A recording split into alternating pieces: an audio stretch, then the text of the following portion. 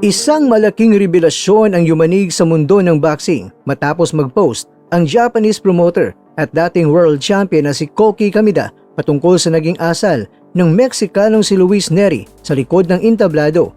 Base sa opisyal na payag ni Kameda sa kanyang social media account na makikita natin sa larawan na personal na lumapit at humingi ng malalim na paumanhin itong si Luis Nery matapos ang kanilang laban at ayon sa post ni Kameda, pagkatapos ng laban, lumapit ang pasaway na si Nery at humingi ng malalim na paumanhin. Sinabing, pasensya na talaga sa naging takbo ng laban matapos mo akong bigyan ng pagkakataon na pumirma sa iyo. Sa pagtitipon pagkatapos ng laban, humingi rin siya ng paumanhin dahil sa hindi niya pagkuha sa tamang timbang.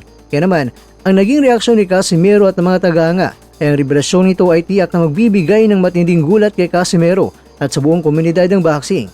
Kilala si Luis Nery sa pagiging maangas, palaban at walang inuurungan sa loob at labas ng lona. Ngunit ayon kay Kameda, ipinakita ng Meksikano ang kanyang malambot at marespetong bahagi ng bihira nating makikita sa harap ng kamera. Dagdag pa ni Kameda, malupit ang kompetisyon sa boxing, ngunit bata pa si Nery kaya umaasa siyang patuloy itong hinuhubog ang kanyang karera.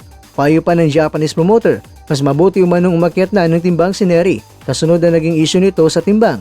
Tiyak na abangan ng mga tagahanga kung ano ang magiging reaksyon dito ni Casimero. Samantala mga kwento, sa kabila ng pagkakaantala ng inaabangang muling pagharap laban kay Floyd Mayweather Jr. at ni Manny Pacquiao, mukhang hindi pa rin titigil ang pambansang kamao sa paggawa ng kasaysayan sa larangan ng boxing.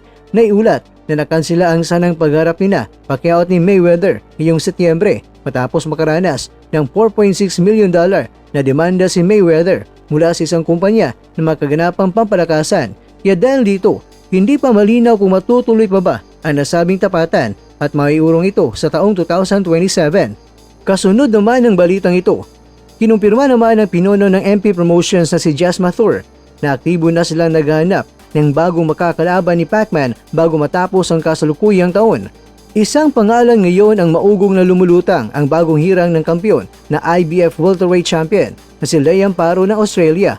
Kamakailan lang ay tinalo ni Paro si Lewis Crocker sa pamamagitan ng mga desisyon ng mga orado upang masungkit ang titulo na isang kampiyon sa dalawang magkaibang timbang.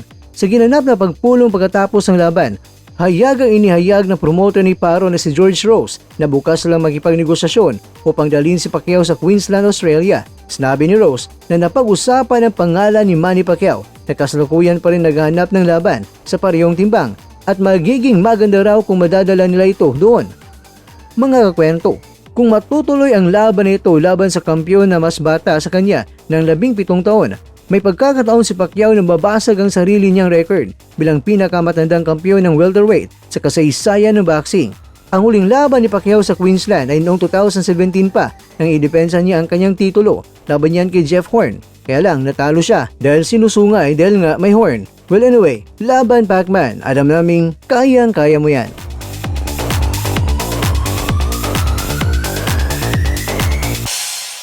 Sa bawat suntok, may pangarap sa bawat... Mga kakwento, hanggang dito na lang muna ang ating kwentuhan. Huwag kalimutan na mag-like, share at subscribe. Ako po si Mr. Kwento. Ito ang mga kwentong maaring hindi pa nakwento sa inyo. Tayo ng boses ang hindi pa napapansin ng mundo. Samahan niyo akong busisiin ang bawat kwento at bawat sakripisyo ng mga mandirigmang mga Pilipino. Ito ang kwentong di pa nakwento. Pilipinas para sa mundo.